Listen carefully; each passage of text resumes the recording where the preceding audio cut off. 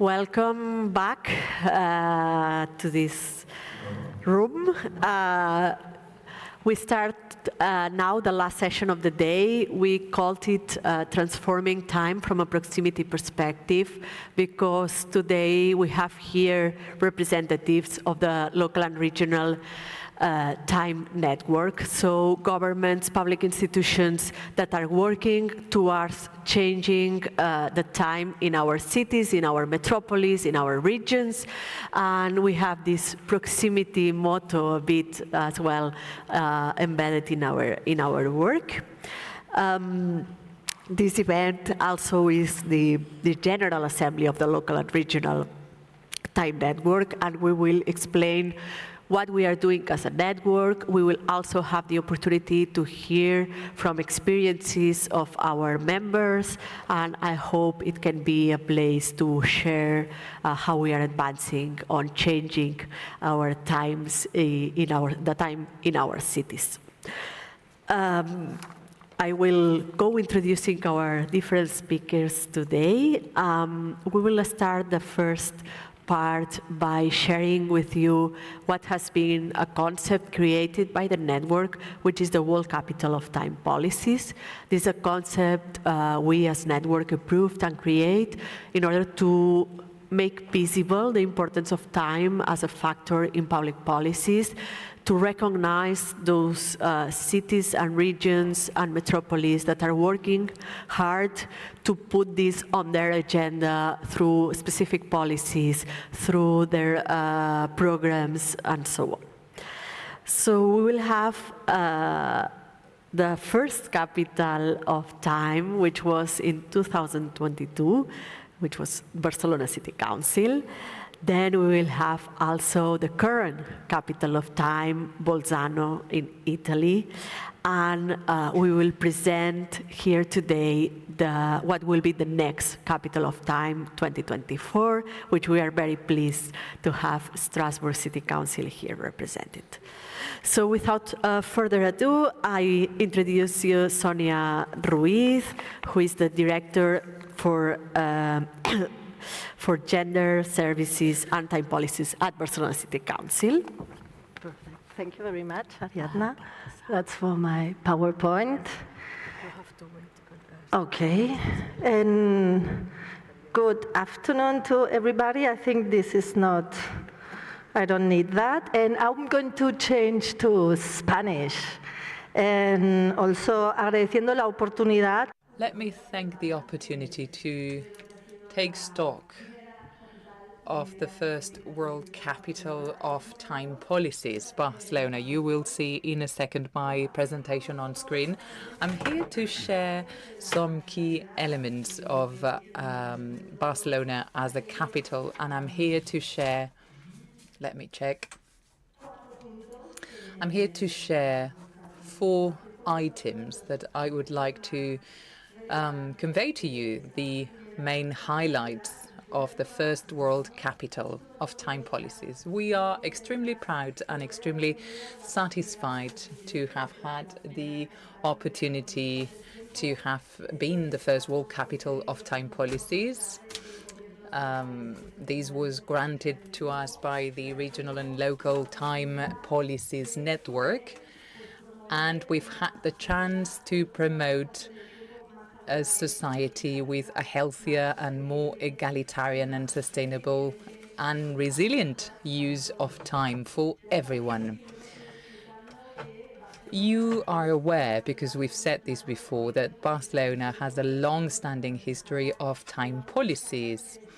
This year, we celebrate our 20th anniversary of time policies in our departments, and different parts of the city council specialize in time policies. In 2006, we set up the first network of businesses that promote a proper time organization. In 2008, we promoted, together with many other cities, the first city network of cities that focus on time. And in 2014, we established our time pact, or a time agreement that has been a source of inspiration for other cities and initiatives.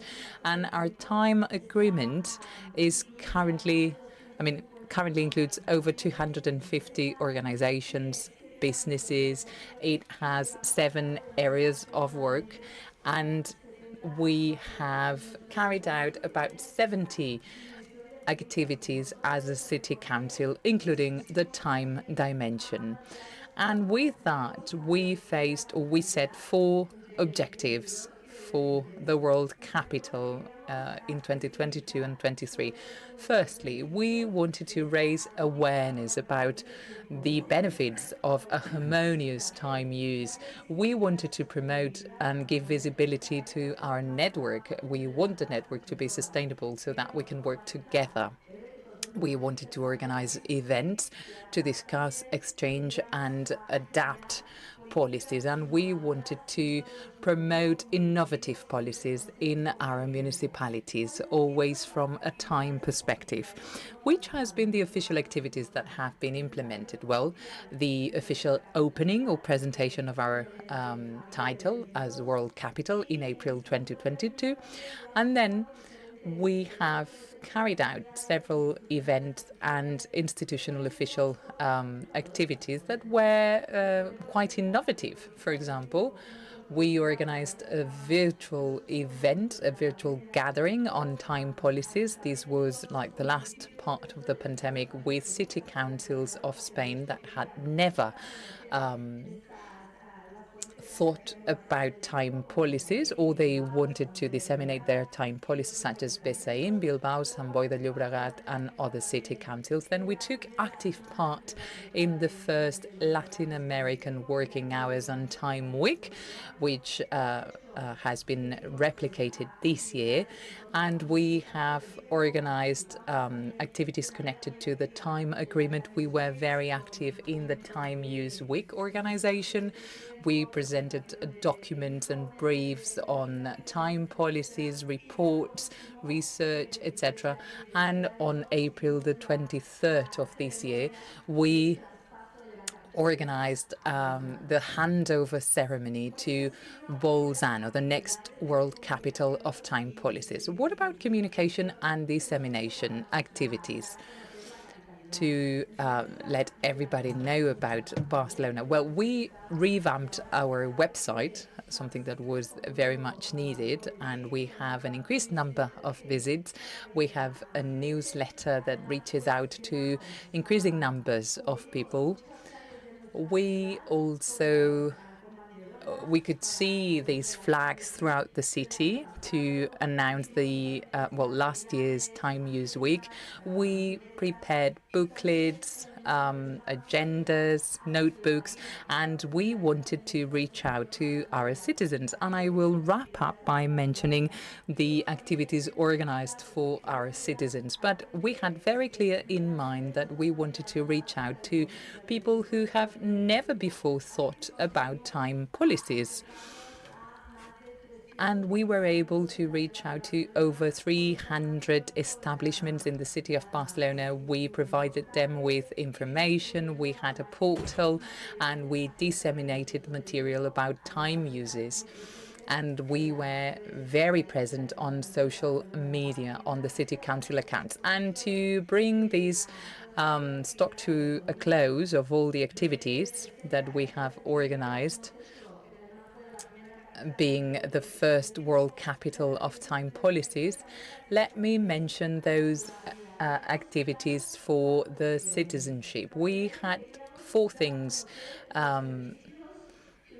We wanted to disseminate the services and the projects that the City Council of Barcelona has with time as a dimension in them, because they are not very well known, and it was important to raise awareness about them. And then the reflections that we share in these gatherings had to go beyond these walls, and they had to reach out to our establishments. And the other way around, we had to identify and gather the needs of our citizens regarding time and regarding time planning, so that those needs and demands can reach the institutions. And finally, we thought it was very important to share the fact that time planning is a matter of social justice. So with a very cross-cutting perspective, because this has been highly coordinated with other bodies in the Barcelona City Council to be as cross-cutting as possible and to go as far as possible. Let me briefly introduce 3 activities that were organized for our citizens while being the World Capital of Time Policies. The first one was Barcelona, the Temple of Time. And here, this was about children. Children could speak their minds about time. We were present in 19 different sites of the Barcelona City Council, and children helped us gather their notion of time, and what they want and what they claim for is more free time to spend with their families. Then we organized in the 10 different districts of the Barcelona City Council, we organized talks about the impact of time on rest and sleep. This was done together with the health department of the Barcelona City Council. You can go to our website if you're interested in any of these activities, and you will find them there. And finally, in coordination with the Sports Institute, we organized an activity for PE teachers to expand their knowledge about the link between time and sports. And hopefully these activities have disseminated proper and harmonious time planning notion. And I want to wish all possible luck to Bolzano and Strasbourg. Thank you very much. Thank you. Thank you, Sonia. I will give the word to Silvia Profander now, Director of the Office for Time and Statistics at the Municipality of Bolzano. And you can use this.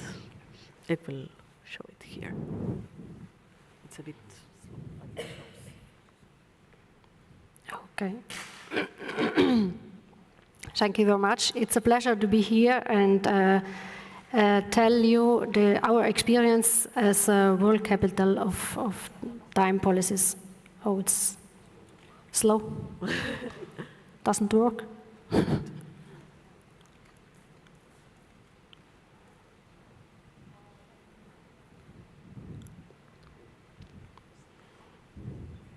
Okay. Maybe we get it. Yes. Okay. As Sonia said before, we started our journey at the end of the March of this year. Our councillor Angelo Giannacaro was here in Barcelona, and there was the transfer from the World Capital of Time Policies from Barcelona to Bolzano. What our goals are this year? We want to create a public awareness about the importance and the value of time, Then we wanted to promote the network of the local and regional government, and our goal was also to organize and participate in international events. And at the end, clearly, we wanted to go on and start new projects in time policies. So first, we start with the events. We programmed during the whole year events to celebrate the value of the time and to reflect on it. First of all, it was the Time Week during the month of May. And there were the conferences where a few attended. So we had a conference about the working times, a conference about the future of the time policies in the public administrations in Europe, and about the night times. As side events, there were some workshops at the university. Then there was some music and also art events. We had about 150 participants from 13 countries, different countries. And I think that it was a good experience to change our projects with others. After this time week, we started collaborations with schools, and we discussed with the students and the children about the value of time and the importance of the right to time. And they developed some projects that where they will present them during the autumn of this year. After the time weeks, we were contacted by Innsbruck, the city of Innsbruck in Austria, and they have an art project that explores the question of how we work in time and what keeps us from slowing down or even stop. So they use the art to tell us what we gain when we lose the time. We joined this project, and tomorrow in the afternoon we have some events to stop the time, because we say we want to stop also the flow of the time of some items, to transform these new items and give them another use. So in Innsbruck it's a bit different. They stop the time, they stop the clocks of the public clocks, and reflect in the city about the value of the time, what we gain when we lose and we stop time. Then on the 10th of November, we have another event planned with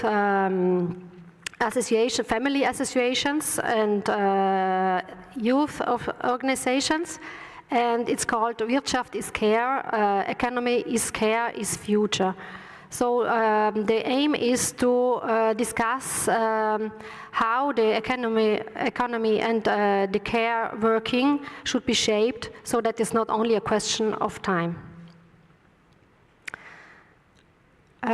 So we participated also on the Time Use Week and for Ibero-American during this year. And we were contacted by newspapers, also by the radio, to discuss about always the world capital of time and about value of time. So let's come to the projects. Here you see you can connect to our website where all the projects and also the events are described. First of all, we set up a permanent working group in the municipality, where a few offices are involved, and so we analyze the time conflicts and develop together time related topics. The first problem we wanted to resolve was the digital divide, because a lot of administrative procedures were digitized, but not all of the citizens can use the new this new technology to go on. So we give digital support, individual digital support. We organized ID courses and also realized some video tutorials you find on our website, so to solve these problems. Another project is with the schools. We have 5 schools that collaborate with us, and because in these primary schools, the lessons ends at 12:30, and it's too early for the parents to pick up the children. So, with the schools and with the associations, the children can rest at school, can have their lunch there, and then do some activities, and then go home. Another project is the better coordination for the public spaces during the whole year for events, because there in the last year there were some moments of overlap, and we want to also divide the big seasons during the year. Then, as I said this morning, we have a good collaboration with the University of Bolzano with the master course of eco-social design. So in one event of the university, we present our project about the Parco Cappuccini. It's a public path, but it's degraded. So to find out what they have, what kind of ideas the students have to do in this park in the future. Another project was with 2 young students, Eliza and Nicole. They studied the time bank and developed some solutions about time exchanging among the students. And the last project with the university is this one with the wheel, to improve more citizen participation in the public space. Okay, what is the conclusion of this year? We got a lot of visibility in the city and also outside of the city, and that's we are very proud of this, because we worked for about 30 years. And now it's being the world capital of time policies gives us this visibility we hoped during all the years. Several associations and organizations and other cities contacted us, and we try now in the next months to work with these new entries and also with other cities to change our projects and to go on with the time policies. So, thank you.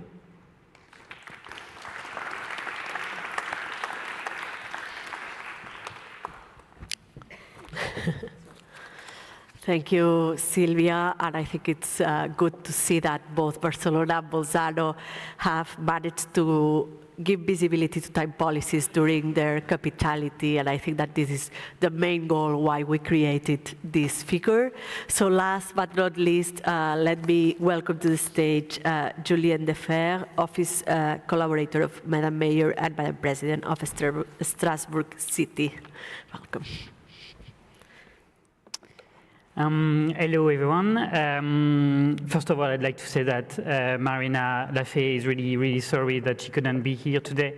As some of you might know, she became a teacher a few months ago, part-time, plus besides being a councilwoman, and so scheduling is not flexible, and she's really involved in all of this, but she cannot make the travel and the trip, and she's really sad about it.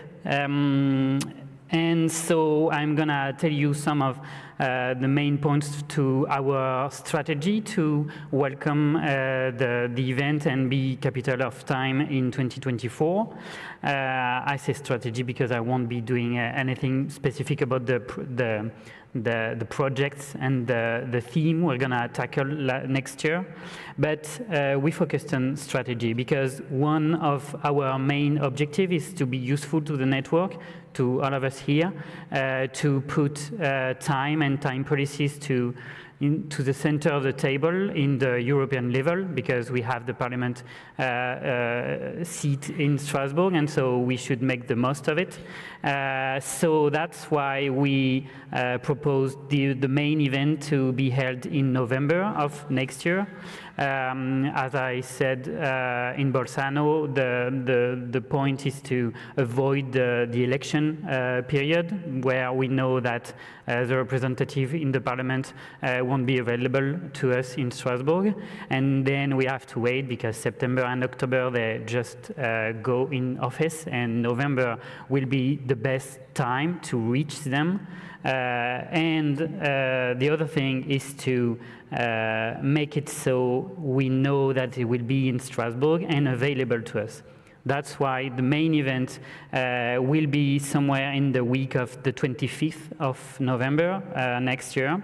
We are in discussion right now to have available to us the main room of the Parliament for the Thursday afternoon, which is just when they stopped working for the Parliament affairs. And so we have to go through the doors with time policies and time matters to get their attention right before they choose the people to be commissioners in the next few weeks. So this will be a way for us to make it so they care about time policies just when they choose who should be in charge of women affairs, work, labor law, or immigration. So that's I'm still unsure to this day if the rest of the event will be Wednesday or Friday. We still have some adjustment to make, but I wanted to be sure that you knew the week. Also, which is not a bad thing, it will be right the next days, Friday and Saturday will be the days where the Christmas market opens. So we wanted for you to be able to enjoy that and not be disappointed that we made an event and avoided the biggest event of our city. And so that has some implication in terms of budgeting and travels. So I wanted to be sure that you knew about it. Enough about time and scheduling. We want to focus during this week and the work we'll have together on women's rights, which makes sense because it will be the week of the Day Against Violence Against Women, and children's rights, which are two topics we work a lot on in Strasbourg. So one of the topics we'll open with is family policies and how time is one of the ways we can assess the needs of the families, which has many scheduling issues to deal with. So we'll focus on how, with a time perspective, we'll take care of all the families in the territory, which will be an inclusive definition of family and not necessarily a traditional sense.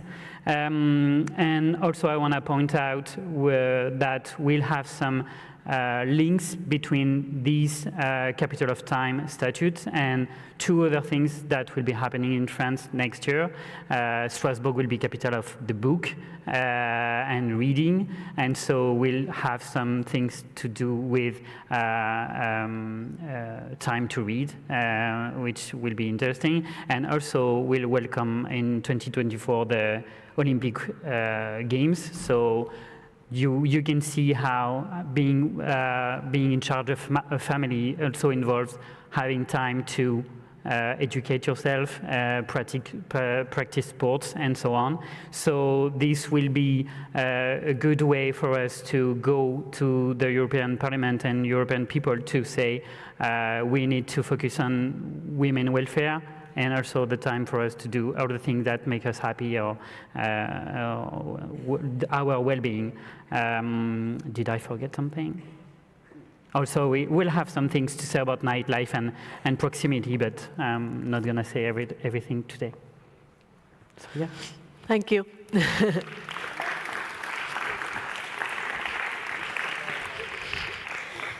So thank you, Strasbourg, for presenting the key lines for the next capital of time.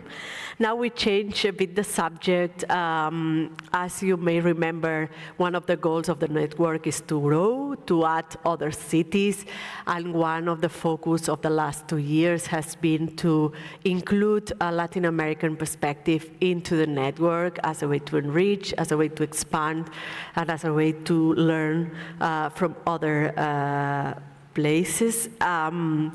So we are going to dedicate this section to this perspective. Basically, would like to, we celebrated on June the Ibero-American Forum, exchanging experiences with Latin American cities and European cities. So we have here a representative of Bogota City Council that will explain a bit the key conclusions from this forum, and as well, she will explain us their project on time policies and care. So welcome Laura Tami, Woman Subsecretary at the Bogota City Council. Gracias.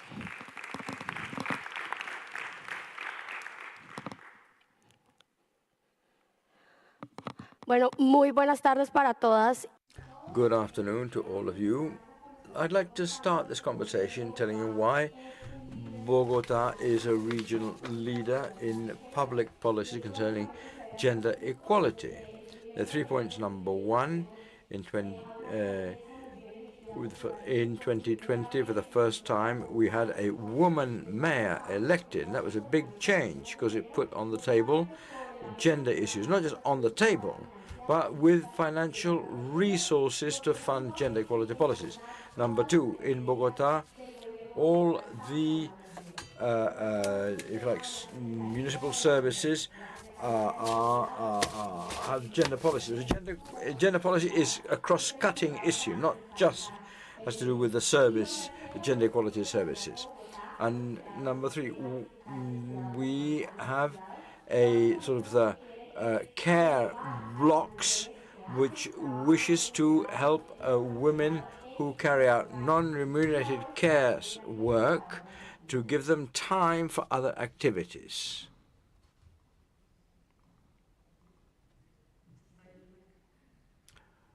Okay. Also from Bogota, we hosted the Women Deliver in the Americas, reimagining a feminist future. There were more than 20 activities, including plenary sessions, thematic discussions, visits in the field. We invited people from more than 15 countries who were with us. 2,200 people attended our invitation, and basically this conversation from the Americas covered 4 topics. Care and time policies. We looked at the Bogota experience and what we're doing there specifically. We talk about prevention and cultural change as response to gender-based violence, which is a big challenge in America.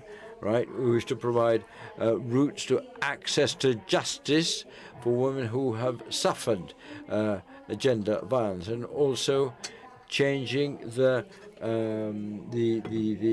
culture and viewpoint of men concerning gender-based violence. We were chosen in democratic bodies, but we're not where we want to be, so we need to continue working the feminization of politics. And also we look at sexual and reproductive rights, SNRR. We have moved forward in this field, on this subject, in Bogota in particular. We have decriminalized abortion till week 23, and there have been a series of, if you like, rulings from the courts which actually confirm that. Let me tell you about Bogota. Bogota has 8.3 million inhabitants, out of which 4.3 million we are women, more women than men, only 4 million men.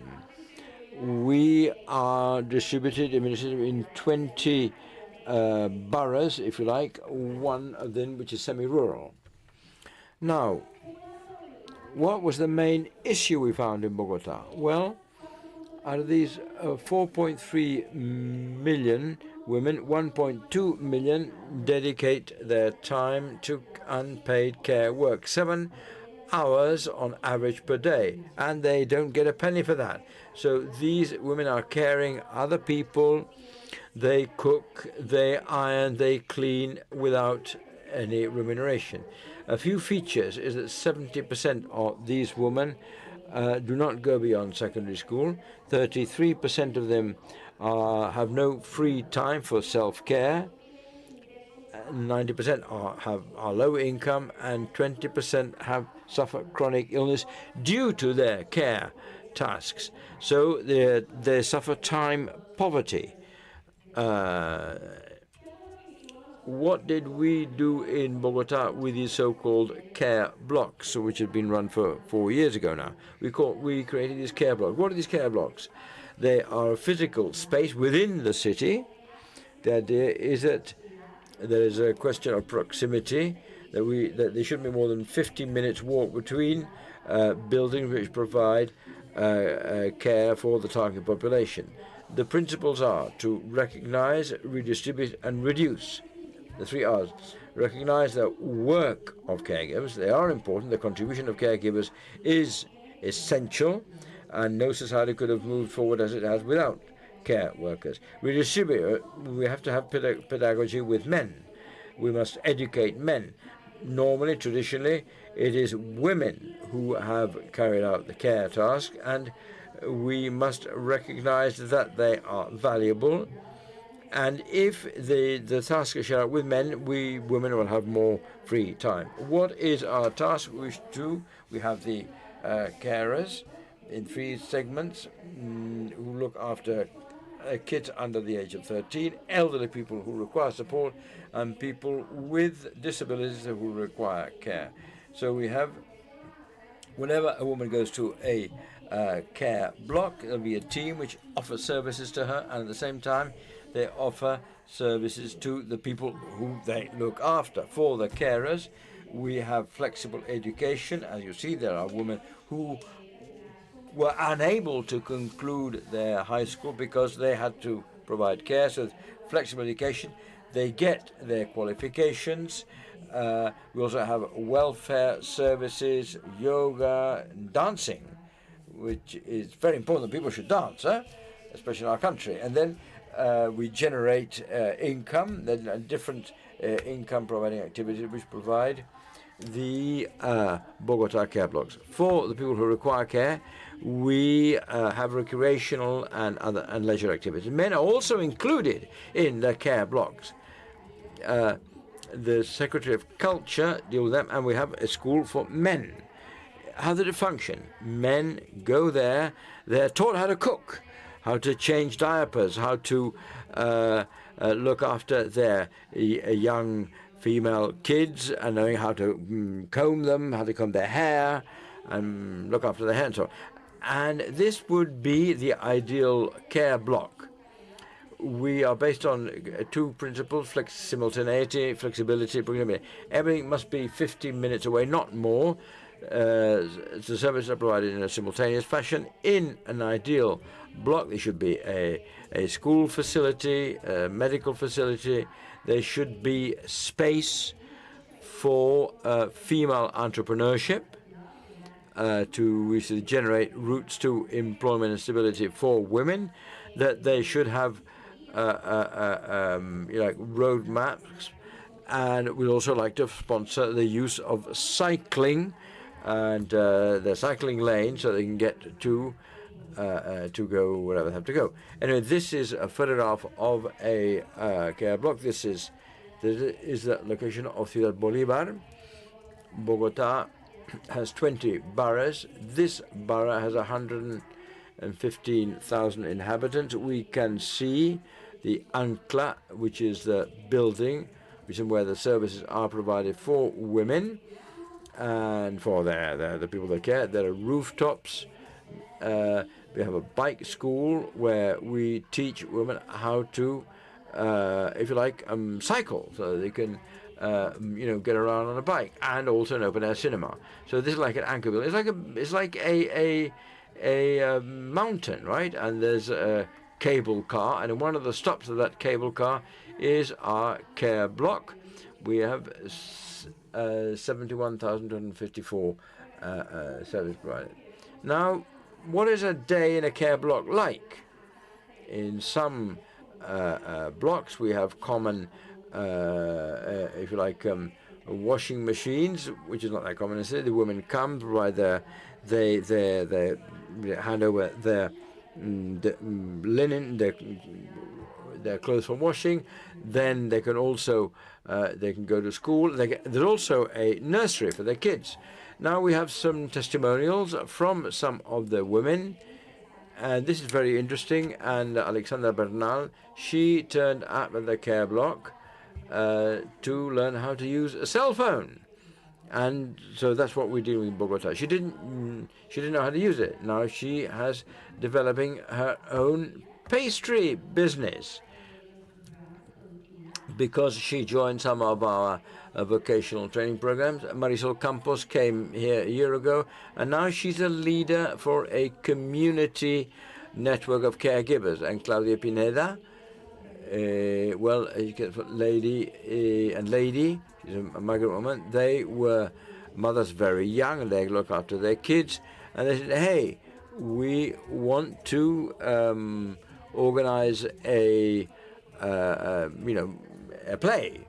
And we helped them, and they opened their show in an important theater in Bogota.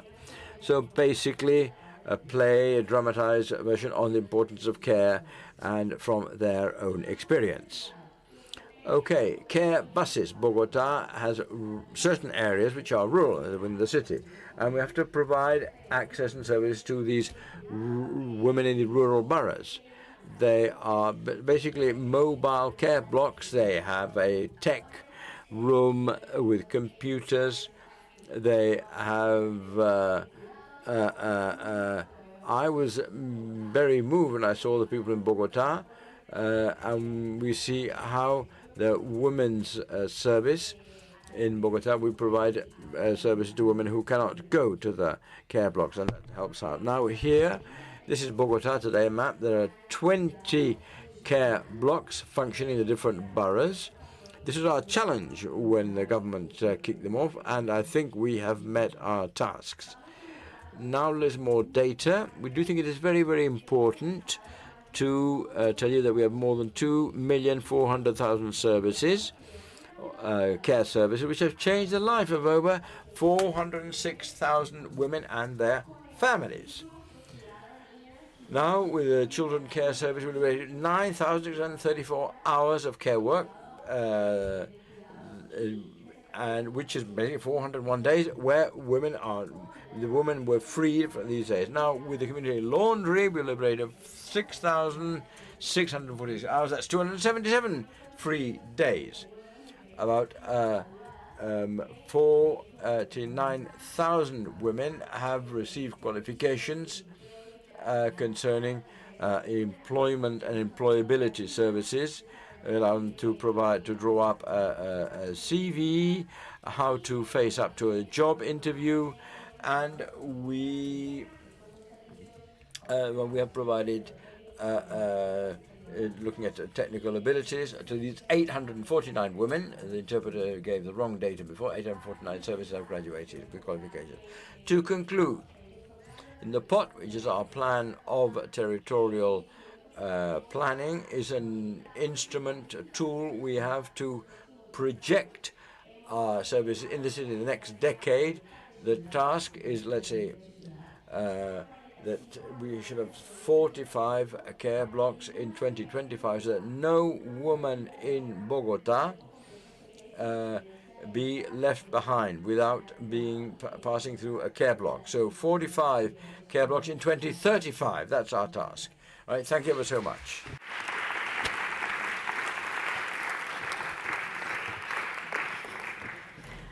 Thank you, Laura, for this explanation of very interesting projects, and as well how the discourse and practice is going on the Latin American region.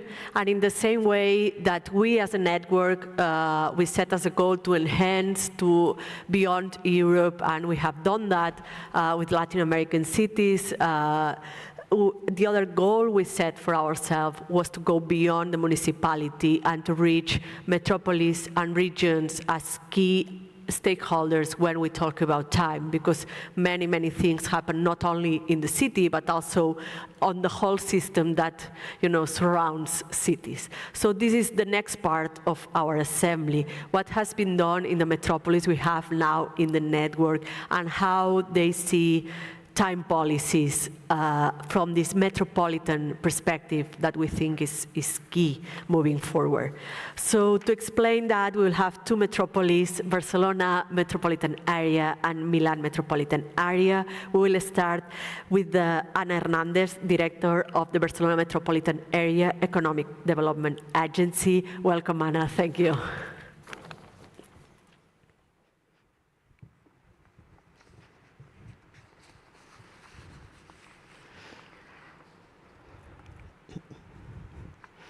Molt bona tarda a tothom. Agrair en primer lloc. Good afternoon. I'd like to thank the Generalitat, the Barcelona Provincial Council and the Barcelona City Council and other public administration and other bodies which are not, if you like, sort of administrations per se, but whose work is essential. Talking of time, we see that it's necessary to take time for reflection, time to share, and time to put together all the work done and push forward with all the work that remains to be done. I represent the Barcelona Metropolitan Area, AMB, and its Social and Economic Development Division, and responsible for the Economic Development Area. It is a privilege and honor and also an important commitment to be able to explain to you what is the Metropolitan Covenant for the Use of Time and how this covenant, we believe, will impulse co-responsibility moving forward to our more metropolitan, more sustainable, clean and healthy metropolitan cities. In the last years, we have experienced a society which is going through big changes, deep change in the last decades, and this comes from time back, and all of that has directly affected our organization. We have seen that we face more and more pressure from all sides. You've got to be more productive. You've got to use all technologies, no holds barred, and all that at the end of the day puts at risk our mental health and even our physical health. You've seen how work and private, if you like, time conciliation is more and more difficult. We have many burdens, the professional burden and the family duties, especially for women. Time is a hierarchy. We are right at the bottom of the pile. For the family, the work, care, the priorities, which mean that we, when time is, we run out of time, we can't go, we can't find more time, so this hierarchy of time has to be changed.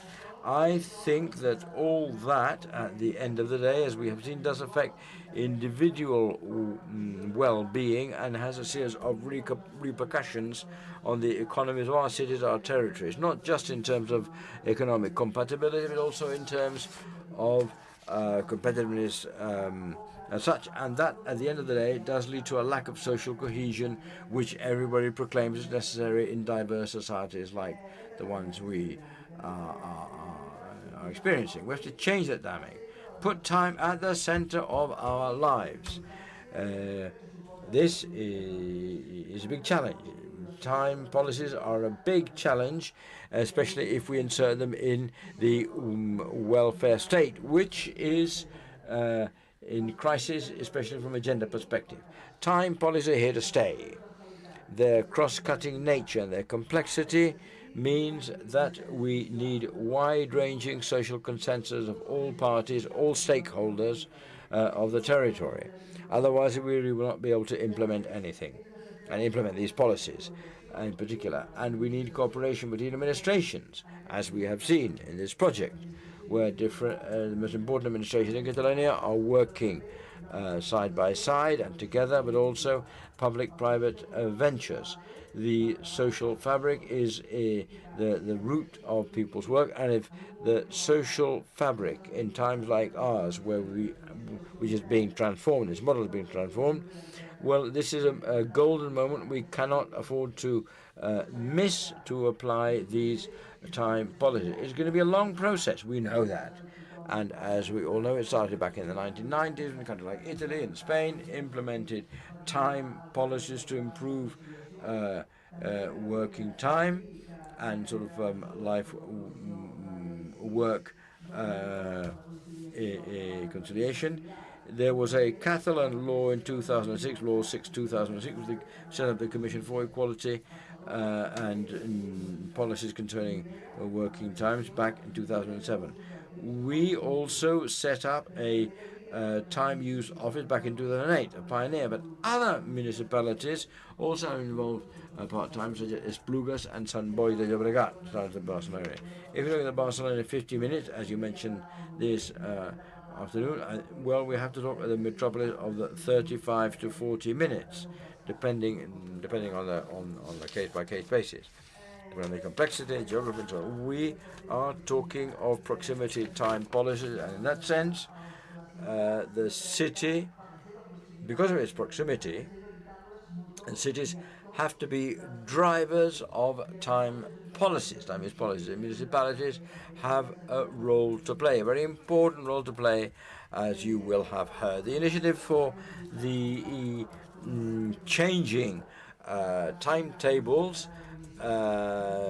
it brought together 23 municipalities, many of them are part of the Barcelona metropolitan area, and institutions in Catalonia. And amongst them, the metropolitan area, Barcelona joined forces together to be a world standard in time use policy, which is our aspiration. So we would like to highlight the value of this cooperation, and we believe that at an international level we also wish to provide value added to many actions as a tool, which is a Metropolitan Pact for Time. Well, from 2020 we have been working with Barcelona and other municipalities, 36 municipalities in the Ibero-American area, 35 because Barcelona has its own weight, specific weight to push forward its own policies, but it does so in coordination. I would like to foster these time policies in all the municipalities of the metropolitan area.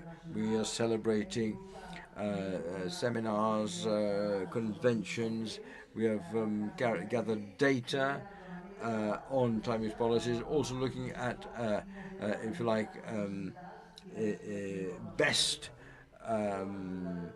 stories, best experiences, and we are delighted to present to you formally this Metropolitan Pact for Time Use, which was approved by the Metropolitan Council of the Metropolitan Area of Barcelona on the 28th of March 2023, is a robust response to the need to find a new time-use balance in our metropolis.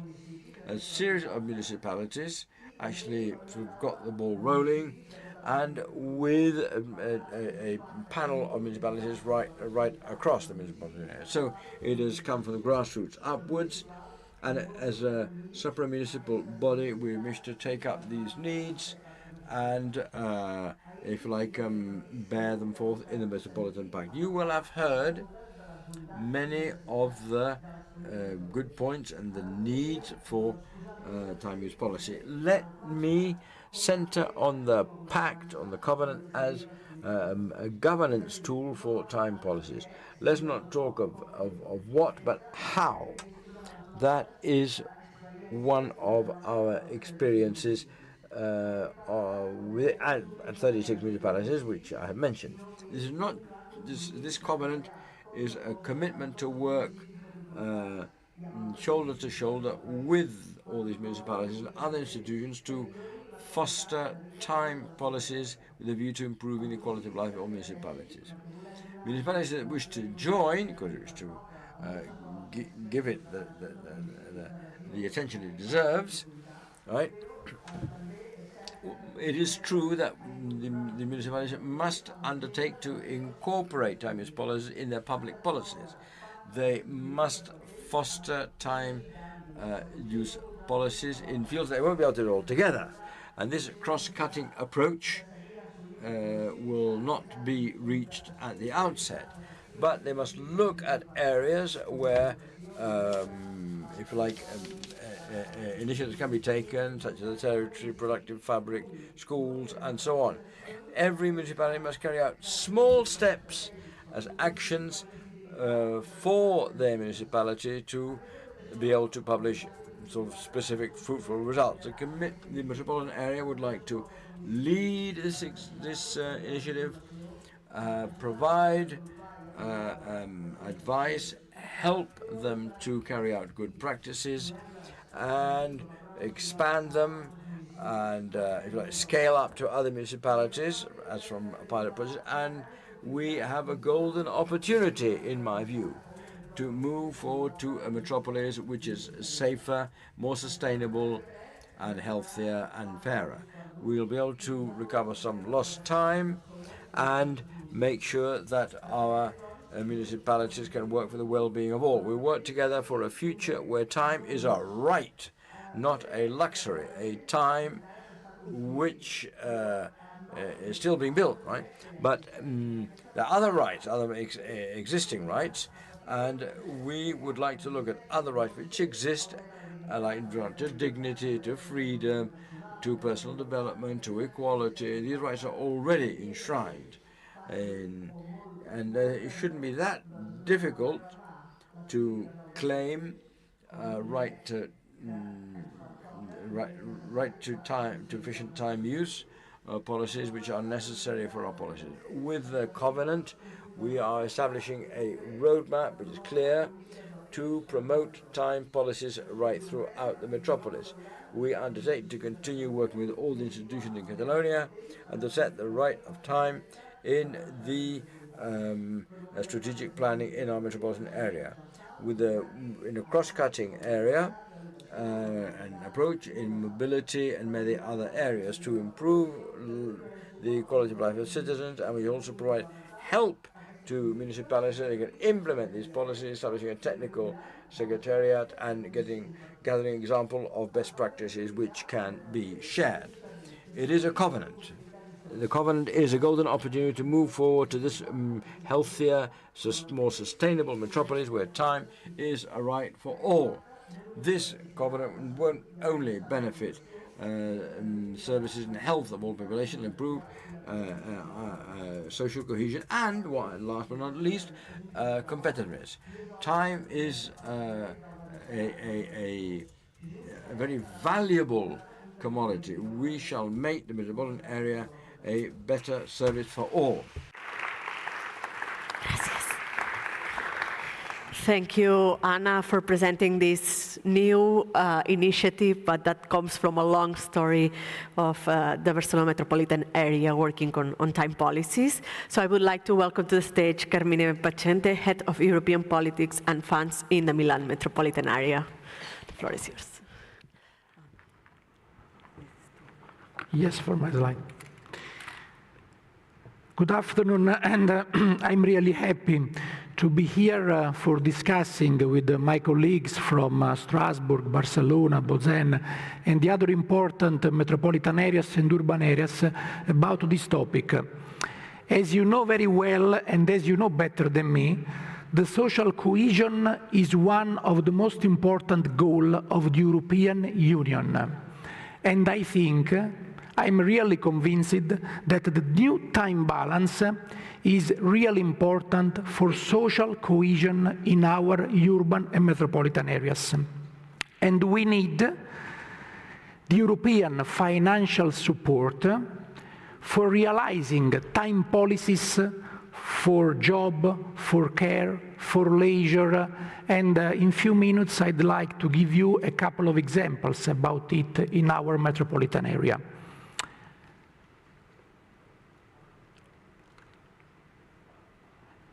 The areas of intervention for time policies issues in the metropolitan area of Milan are policies, human resources and mobility plan, and also soft power through the incentives, through the raising awareness, of course. For human resources, the metropolitan city implemented some telework solutions. That means smart working and e-work project. Here we have the head of the Human Resources Department with me, and we realized a smart working organization plan in the metropolitan area, activities organization plan, the performance plan, and the positive actions plan. Thanks to Donatella Mostacchi for her job. The policies of HR are focused on increasing productivity and welfare, of course. Share practices among municipalities and metropolitan area. In Milan, we have more than 100 municipalities, 133. Flexible time schedules, a better work-life balance, modern technologies, save time, of course. That means simplified procedures, lower energy consumption, due to travel times, of course, and urban decongestion, and a new work style through the full digitalization. I give you some data collected in our metropolitan area. In 2023, on more or less 800 employees, the smart workers are the 85% of the employers. 82.5 work from remote, 10% more or less can work from remote because there are really important functions and it's not possible. The second example that I'd like to give you is focused on mobility, sweet mobility. And as I said before, a few minutes ago, with more than 50 million euro, more than 50 million euro of European funds from the National Recovery and Resilience Plan that the metropolitan area of Milan manage, we are realizing a project called Cambio to promote local sweet mobility, urban decongestion, and saving time. More than 50 million euro. I think that the budget is important for realizing a project of this capacity. The plan identifies super cycle corridors in the metropolitan areas, integrated with the municipalities. I give you a picture, 24 lines with more than 50 million euro. We realize only the 10%, the 50% of the old project, of course.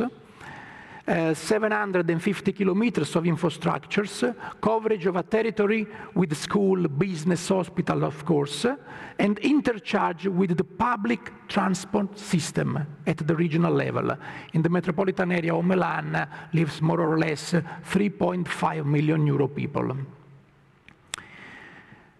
The goals in the territory: safer, healthier, more physical activity, more well-being, more egalitarian transport solution economic for all, more sustainable, less emissions, more green corridors, but last but not least, of course, more time saved. That means less traffic and more accessibility, focused on the topic that we are discussing today all together with the other partner.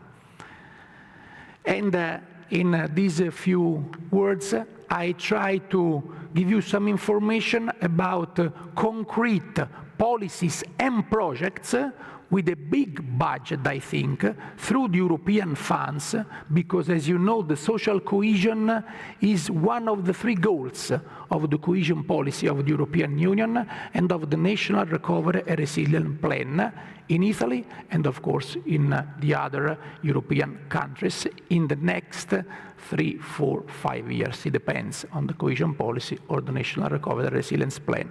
So thank you very much for your invitation, and we can discuss about these suggestions. Thanks.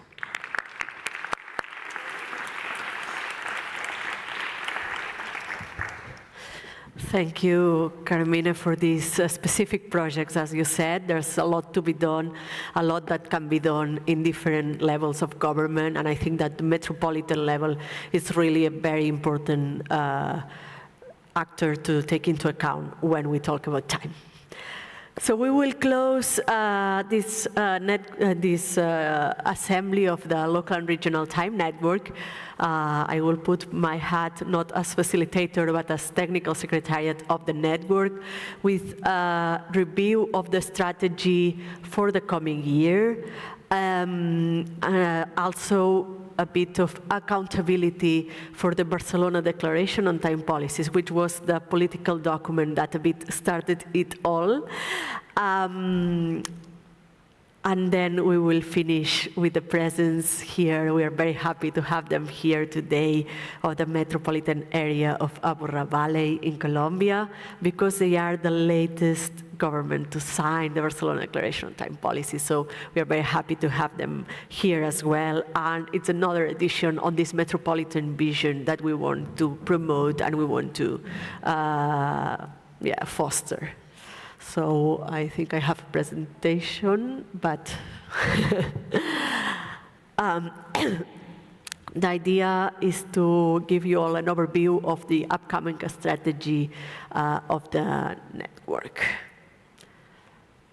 So just for the colleagues that are not part of the network so far, or that we have it here.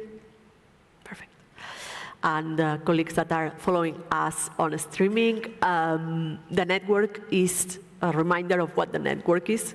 The network is the unique meeting point aimed at exchanging and promoting implementable time policies generated at the local and regional level. And what's important here is that we want to generate these things that are feasible, and I think that today we have heard many, many examples of how this comes into practice, right?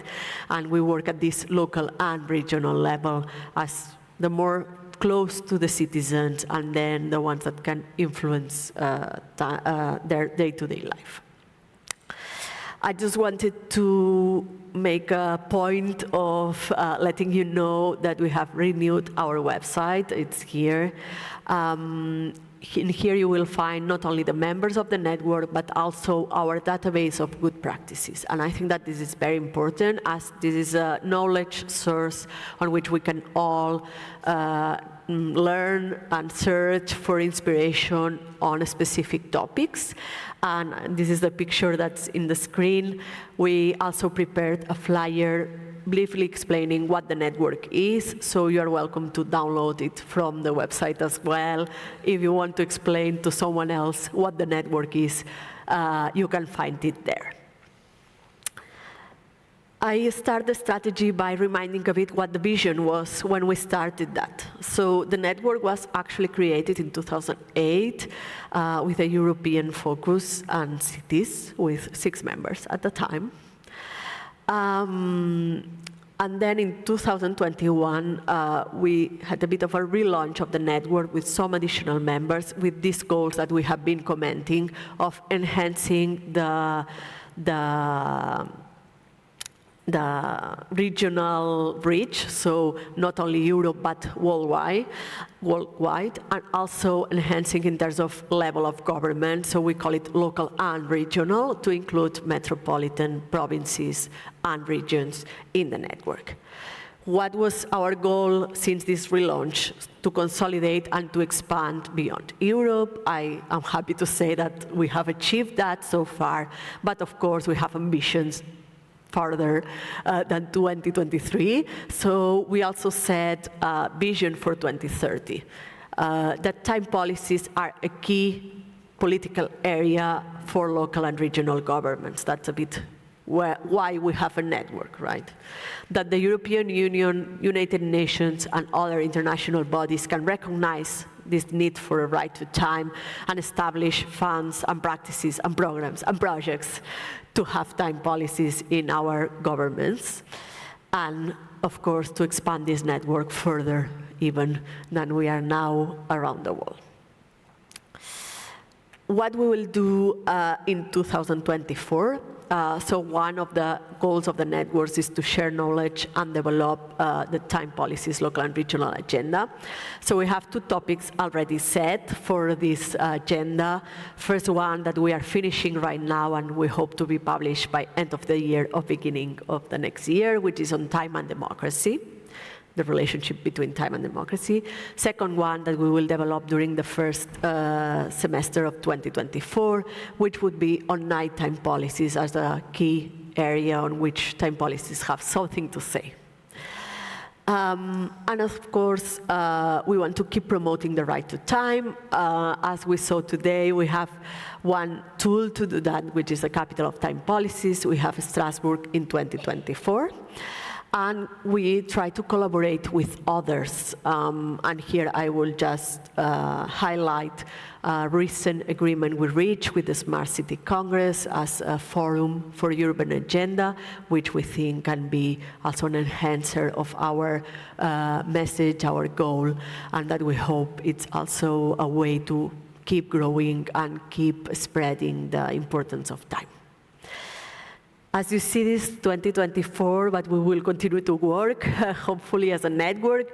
So here I would like to take the advantage of this moment to open a call, both for topics that we want to tackle next year's on the local and time agenda, and also for future candidates for the Capital of Time policy. So this is the email of the Technical Secretariat that you are very welcome to use to send us suggestions, ideas, candidates, things that you would like to see on the coming years in the work of the network.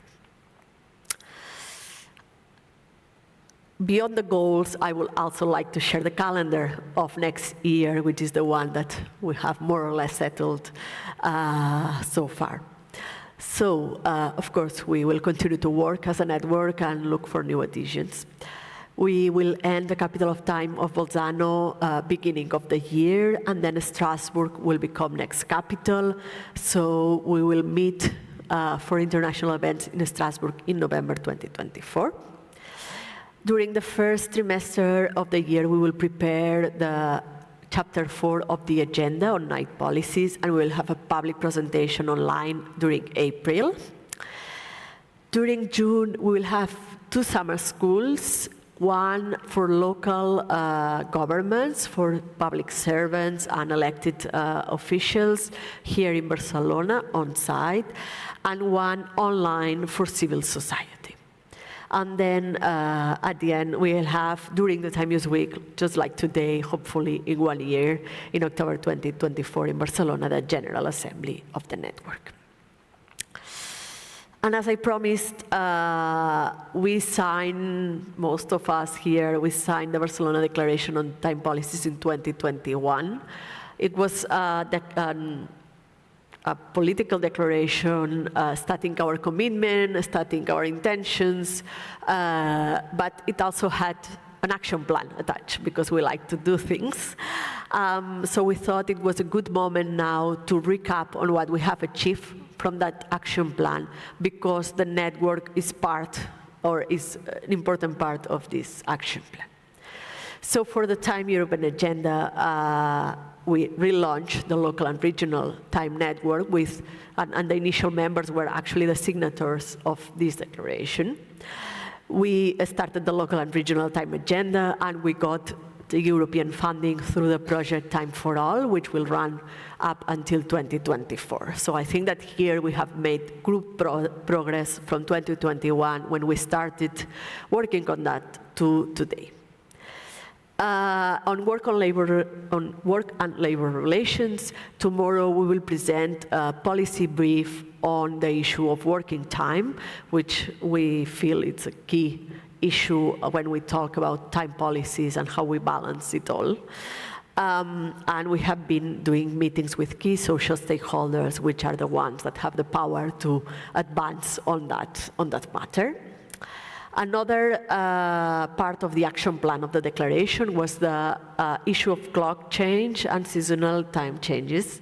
So last year in the Times Week, we presented European Union, a EU manifest to end clock changes. And so we have been campaigning for the end of clock changes together with the International Alliance for Natural Time. And we hope that next year elections in the European Parliament can help us as well to relaunch this issue at the European level. And we had a more broad topic, if you want, which was to have the right to time recognized as an issue, right? So I think that today's presentation of the policy brief explaining what the right to time is, giving specific recommendations is a key milestone in that area.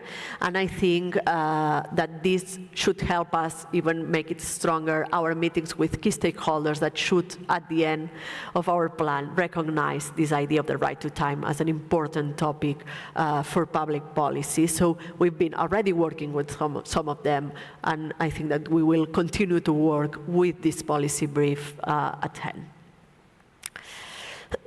So this is a bit the summary of what I wanted to tell you about the strategy today. So I'm very happy to have here, as I said, Juan David Palacio Cardona, Director of Metropolitan Area of the Valle de Aburrá, in Colombia. I'd like to welcome him to the stage as the latest member to join the Barcelona Declaration on Time Policies. Gracias. Claro que sí, gracias. Pueden ayudar con la presentación.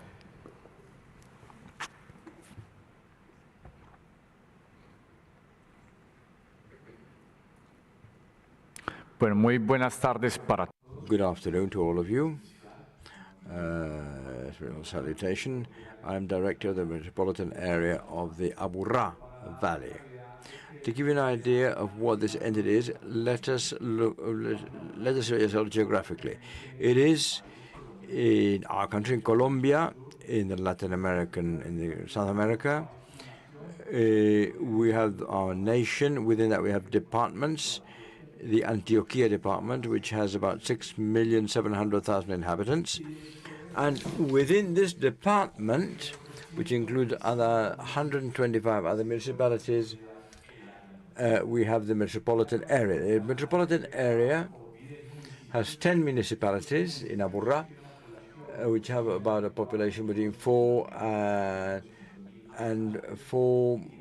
million plus inhabitants. And Medellin is a key city, which is the second most important city in Colombia. In that sense, this is a territory with very specific topography. It includes a very narrow and deep valley, which in the highest area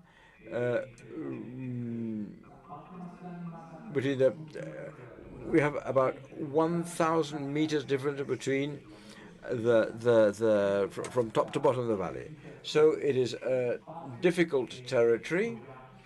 Geographically is surrounded by a huge, big, narrow canyon.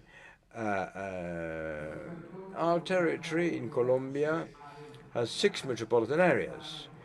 This is the oldest, the Antioquia one, and it includes, as I said, it has remits and competencies which other metropolitan areas do not have. In the case of Bogotá, we're beginning to know what is a metropolitan region, an associative system, which and we still do not have finalized its competencies.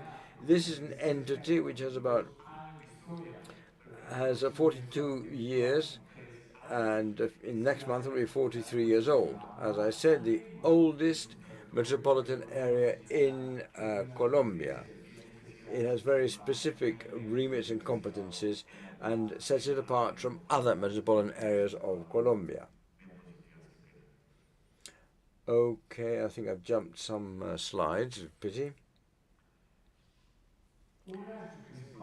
One of its key functions is to articulate our territory. And all the programs and its projects are carried out jointly with the 10 municipalities without losing sight of their competencies as authorities and their metropolitan nature. All of them keep their own institutional autonomy, and so that we work with one thing are the municipal competence, and the other one is the metropolitan competences. We are a metropolitan area with competence and authority over the environment. In this case, we have a function which is to carry out surveillance and an oversight in terms of both environment and mass transport and transit. We are responsible for the cadastre and land use register, important to plan territory and also to feature. This is very important because it generates taxes. We are also responsible for planning the authority, although we're not the ultimate land use planning authority. And we have certain competence in this field, and we do have a say in, if you like, urban planning. We articulate social development. We are responsible for the building of schools, hospitals, public spaces, parks, roads even, and all these are part and parcel of the metropolitan area. We also develop social development with culture, education, and health, which allows us to bring together social inputs. And we managed to build the 2020-2023 sustainable future. It is similar to the 4-year approach. We have smart cities, and to build this management plan, first of all, we set up an international agenda, and also the confederation of the COP20 and COP22. The law, Law 1625/2013, actually set up metropolitan design metropolitan areas, and it has to do with metropolitan facts, public policies, planning tools, and so on. In the setting up of smart cities, it's constantly being redefined as time goes on. It's dynamic, and a smart city should acquire, if you like, competencies in many different fields. And we have one objective, was to create use of technologies to improve the well-being and welfare of our inhabitants and guarantee competitivity and move forward in environmental planning. So there are a number of 3 axes: environmental sustainability, territorial synergies, as we form part and parcel of planning, and also, if you like, the setting up infrastructures, transport, so on. So we have 27 programs which we participate in this territorial construction, even though we do that together with the municipalities.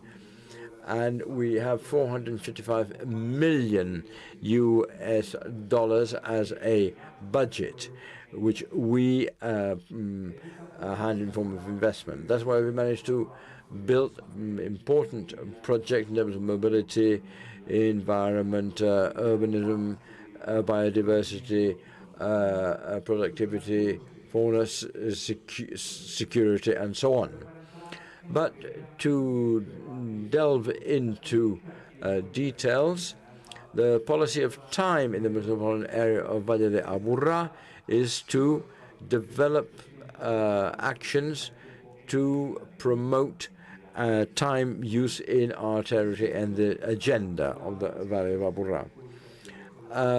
We have civil society on one hand and the private sector, and we wish to bring them, all the players together, to be able to create a plan in this field. And we have joined this action plan looking at 4 elements: research, and, if you like, work in time change, work, and local and regional policies.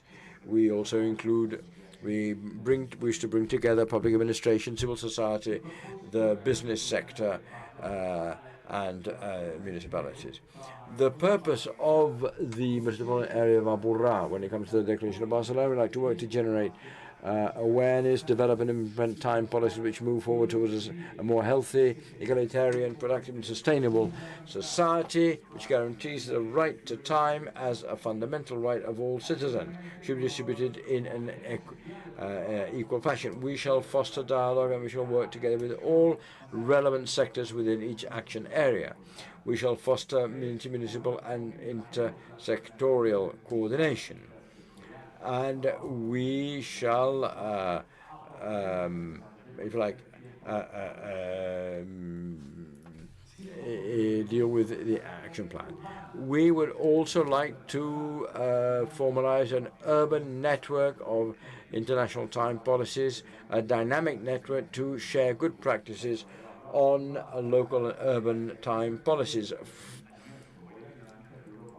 Well, the dynamics in Europe and Latin America are very, very different, but we can compare and seek alternative policies to apply policy in the field. From the Subdirectorate of Social Development, we shall foster and carry out research and to contribute to knowledge. We shall motivate other stakeholders if they wish to join our network. We are also firm believers in a 15-minute territory. 15-minute is not exactly that everything in this area is within 15 minutes. We would like the citizen within 15 minutes could identify all the services in the territory planning and overcome these social gaps, or generating opportunity for the citizen to optimize his or her time. My premise is that one can have an expectation to recover lost time and lost money. You can, if you lose money, but time once lost can never be regained, especially when it comes to activity or being free. Now, today, we also have the Metropolitan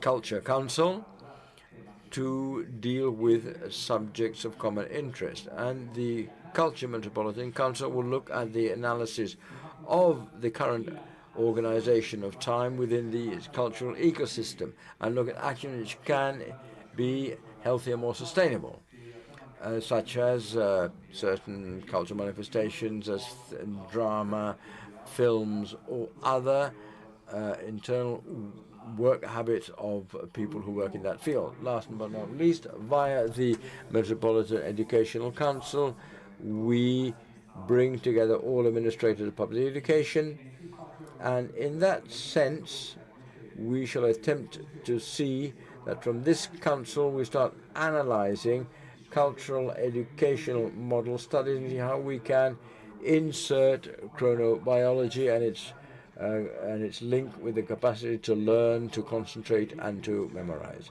So what the Aburrá Metropolitan Council is to bring together these municipalities, creating public policy associated with time. Thank you ever so much for having listened to me, and I would like to look forward to a sustainable future in the Valley of Aburrá.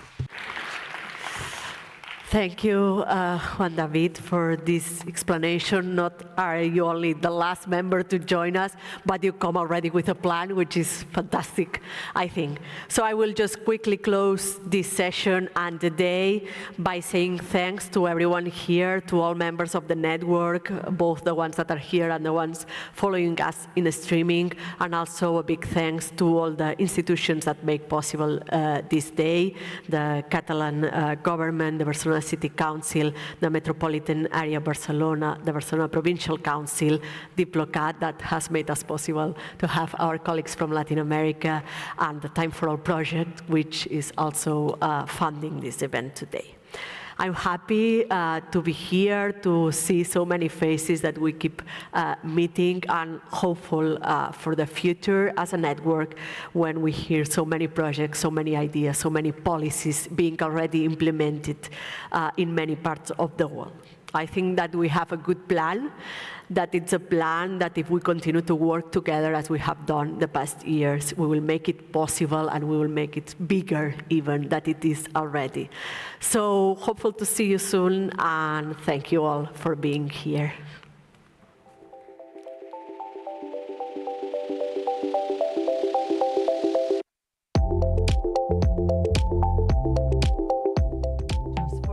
Time for All Executive Board, if you can stay here a second, and the rest, you're free to go. We have found a mobile phone somewhere, so if someone is missing their phone, please reach us as well.